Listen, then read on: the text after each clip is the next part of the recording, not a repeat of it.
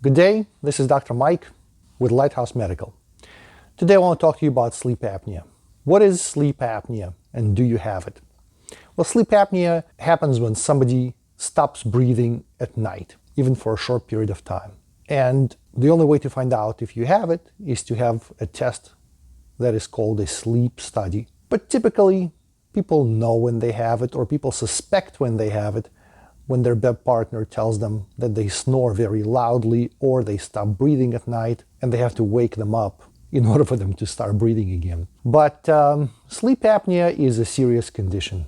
Quite a few people come to us and they've already been given a prescription for a CPAP machine, and CPAP, which stands for continuous positive airway pressure, is the best way to treat sleep apnea. They bring in the prescription, but they never come through and they never quite get a CPAP machine. And they live with sleep apnea. I'm not sure why they continue to live with sleep apnea, but sleep apnea is very dangerous. It does at least 10 different bad things to your body and mind. What are they? What is mood changes and depression? When you have sleep apnea, you can actually feel worse, feel sad, feel depressed, stop feeling optimistic, not feel energetic or motivated or interested in pleasurable activities in life. It's a tough situation when we have a drive that moves us forward, a drive that helps us accomplish and achieve things in life. Our mood changes can take away from that. Life is hard enough. You don't need to be sad without a good reason, but sleep apnea can do this to you. It can cause memory loss, and you could be forgetful.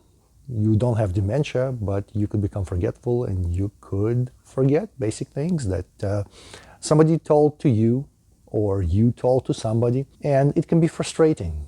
It can really slow you down and prevent you from accomplishing things you want. Acid reflux or heartburn is another problem that sleep apnea can create, can be associated with. You can wake up with a sore throat or sour taste in your mouth. You can feel burning in your chest. Sleep apnea could actually do this to you. It's unpleasant. You're going to have to take antacids to manage it. And of course, heartburn is a risk for esophageal cancer. So definitely not a pleasant thing to expose yourself to. We're talking about coronavirus now, which some people beat coronavirus, other people fall victim to it. The number one thing that's important to you when living during a pandemic is a strong immune system. Sleep apnea can compromise your immune system. As if there weren't enough problems in this world, now you run the risk of your immune system being compromised by sleep apnea. And it's a manageable condition.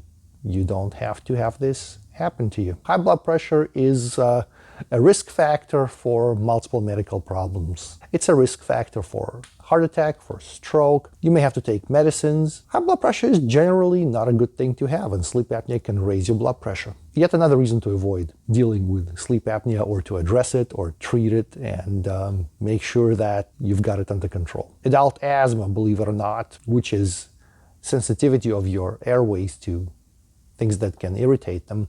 Definitely you don't want that. Difficulty breathing is not something I would wish on anyone. Definitely another very good reason to get a good handle on your sleep apnea as soon as possible. Heart problems is another issue to deal with, and of course, that includes risk of heart attack, risk of stroke, risk of arrhythmia. All those are potentially deadly or debilitating conditions. You certainly do not need to deal with that at all if you can avoid it.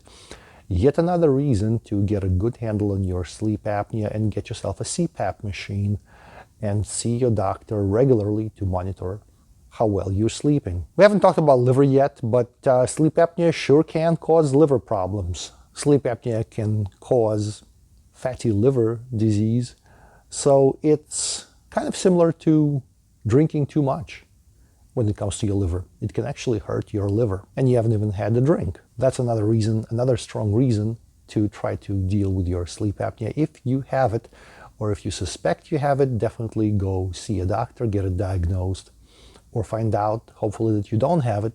But if you have it, then deal with it as quickly and as efficiently as possible. Now, if all this talk about liver, heart problems, high blood pressure hasn't yet bothered you, another problem that sleep apnea can cause is decreased sexual desire and decreased sexual performance. Well, these are problems that are certainly going to catch a lot of people's attention. Getting a good handle on sleep apnea is certainly a great way to deal with these issues or to prevent these issues. In fact, you may find that your sexual desire and or sexual performance may improve after you deal with sleep apnea, get yourself properly diagnosed and treated with CPAP therapy.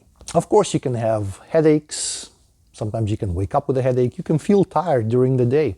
Fatigue is a common symptom of sleep apnea, and you may find that you're not getting as much done at work as you thought you would or as you used to, or even when it comes to your personal errands and tasks that you're trying to achieve, you just find that you don't get as much done. No, the day doesn't have less than 24 hours. It's just that you are not as efficient as you used to be, and sleep apnea can be to blame. Again, the only way is to go and get diagnosed, get checked out. Your cholesterol could go up as a result of sleep apnea. And of course, high cholesterol is a huge risk factor for all kinds of cardiovascular problems, problems with your heart, problems with your blood vessels, and stroke, which can knock out a part of your brain. Terrible condition if it happens, and sleep apnea raises the risk of it. High blood sugar. Sleep apnea can raise your blood sugar levels. Definitely not a good thing. You don't need diabetes on top of all the other problems that are out there that we potentially could fall victim to. Of course, the only way is to know that you have sleep apnea and deal with it. So what to do if you think you have sleep apnea? If you snore loudly or snore too much, or your partner tells you you stop breathing at night for even a few seconds while you sleep and they have to wake you up, sometimes they're worried about you. They give you that good strong elbow to wake you up so you can start breathing again. Or if you feel tired during the day, you wake up with a headache, well, there is a possibility that you may have sleep apnea. Go see a doctor. We have a few doctors in Bermuda here that can diagnose your sleep apnea confidently and prescribe treatment, and you'll be good to go after you get your CPAP therapy.